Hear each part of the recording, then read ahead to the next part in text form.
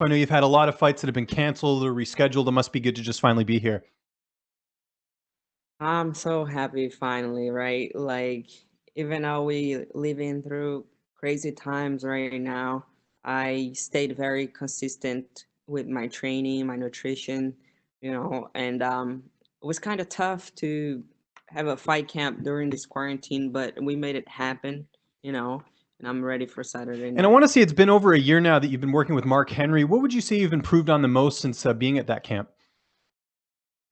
So my phone just showed me today that a year ago was I was driving from Las Vegas to New Jersey, and I was like I had a lot of big transitions in my life, and driving across the country to train with Mark Henry and Ricardo has been such of a huge impact in my career. Like I said, it's been a year that I've been working a lot of new things, like bringing new tools to my game and changing mindsets, changing a whole philosophy of training. And it's been amazing. I love Mark Henry. I love Ricardo.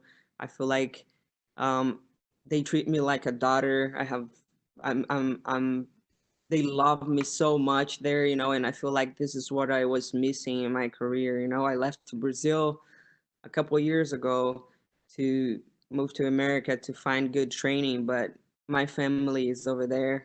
My friends are over there, and I miss everybody so much. I'm the only reason why I'm here. It's for my growth. It's to become a better athlete, a better fighter, you know, because this is what makes me a better person. And I I miss home so much. So having Ricardo and Mark and Frankie Edgar, everybody I have in my New Jersey family helps me a lot here in America. How is your family back home, just with everything that's going on? My parents are they in their 70s. They quarantined. They are scared of what's going on. Especially where they are right now, like in the northeast of Brazil. It's very dangerous right now. So they are over there, and it's tough. Tough times, but at least they healthy now. And how much of a boost was it seeing your teammate Sajara Eubanks win last night? Really dominant victory. It was amazing. So actually, for this camp, Sajara moved to my house, and we were beating the shit out of each other the entire camp. And the girl lost to spar. So in the like every morning, we would wake up and like, what we doing today, Sajara? She would say, we sparring. So we spar so much. We grew up so much. Like we learned so much about each other. And we quarantined together, and I have a gym in my house, and that's the way the camp was. Was she a good roommate? She's a good roommate too, yeah. That's good. And last one for me. There's a lot of uncertainty right now with the strawweight division. We don't know what's happening with Jessica Andrade and Rose Namajunas. We have Tatiana Suarez still on the sidelines with injuries. Do you feel like an impressive win here could potentially get you in the title picture, just with everything that's kind of logjam right now? Yeah, like I've been in the top for so long, and like I said, I had a lot of big transitions in my life. I had a lot of things going on in the last couple of years, and I was figuring out a lot of things in my life, and that's where my losses came from, like we talking about the UFC, it's the biggest organization for MMA in the world. Of course, you're gonna find people that match and know what to do to beat you, but like I feel like most of my losses in my career were from things that were going on in my life, so I feel like now I got the right training, the right people around me, I have the right mindset to get back to the top. And I'm a pioneer in the sport. Like I said, I've been in the top for so long, I've been doing this for so long, that I feel like I deserve another chance for the title. Looking forward to the fight on Saturday. I thank you so much for the time. Thank you. Next, we'll go to Nolan King from MMA Junkie. Nolan, go ahead. Hi, Claudia. My first question for you, let's talk about the matchup with Angela Hill a little bit. When her name came across your table and you signed the contract, I mean, what was going through your mind, and how do you view the matchup now with her? I was I had a fight lined up against Marina Rodriguez.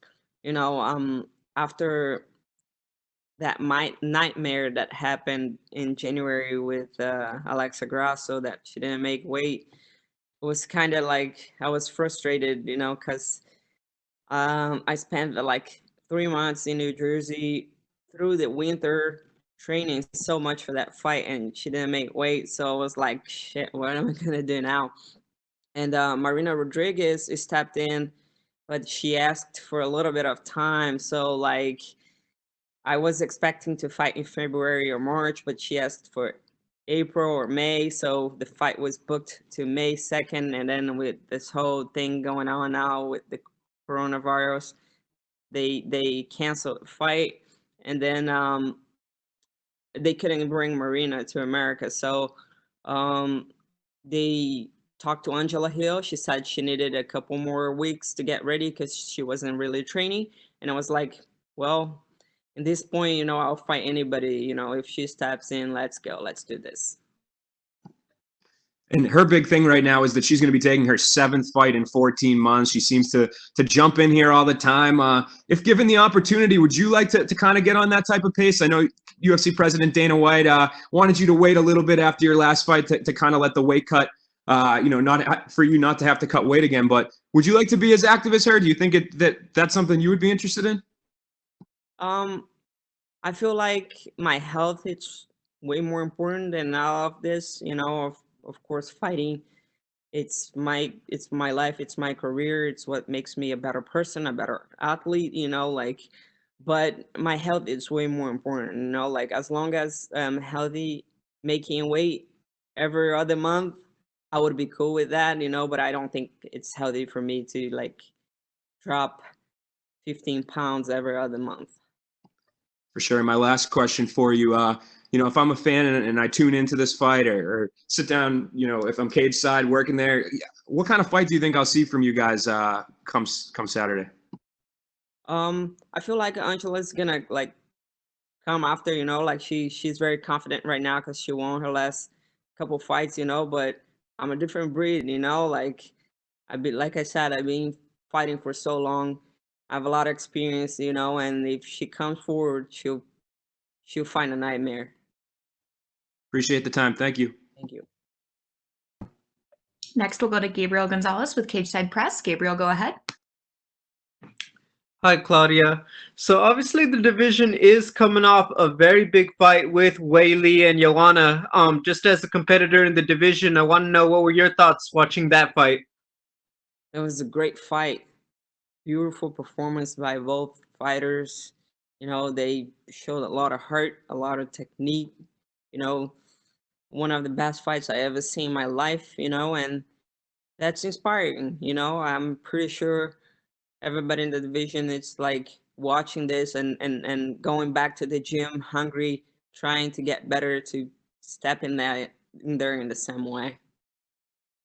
As just as a competitor, when you see a champion like Weili, she's kind of new to everyone knowing about her, but obviously very good. I mean, as a fighter, do you get excited about the challenge? What is it like knowing that's the target at the end of the road? I feel like when like the top fighters in a division are giving everything to become better, everybody else step up and tries to do the same, you know, like this is what separates the top of the division to the rest of the division, you know, it's the hunger and what you doing to become better every day, you know. So when you see great performances like that, it only inspires you to do the same, to become better, and you know, and to step in there and do the same thing. Gotcha. Claudia, so we know you were living with Sarge, and obviously there's a lot of training and staying in shape. But can you talk about what were the other things you were doing while in quarantine? Like, did you start watching some TV? Did you pick up a new hobby? Anything like that?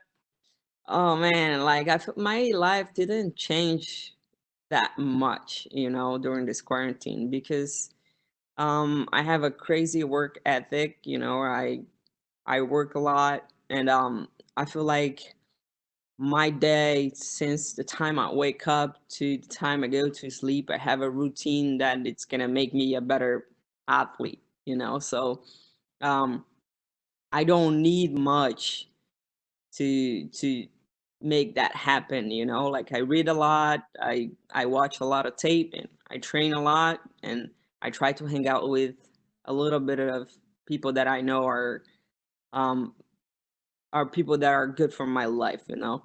So it didn't change much for me. And having Sajara in the house was amazing because like we would wake up every day and look to each other and like, let's go, let's do this. And we would train our day all day and then do our own thing.